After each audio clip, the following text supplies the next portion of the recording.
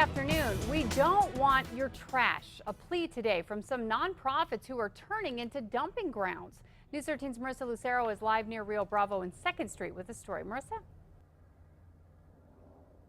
Kim, take a look at all of this. Joy Junction says someone dropped all of this off over the weekend. All of it is unusable, and it's donations like these that Joy Junction says they don't need.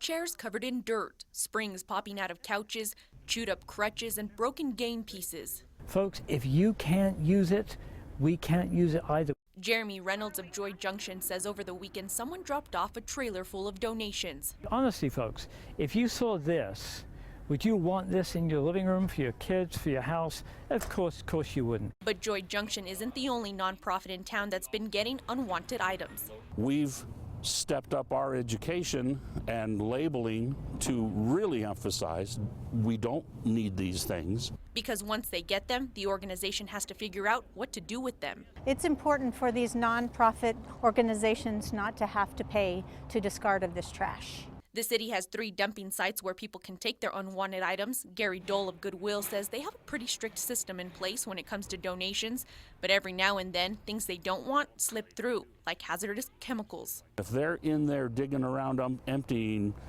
bins and bags of stuff that people drop off and there's something hazardous in there they don't know about, huge risk. For organizations, donations are key, but not when it ends up costing them. It's unfortunate because all charities are just trying to raise dollars and get donations, but donations don't do any good if they're unusable.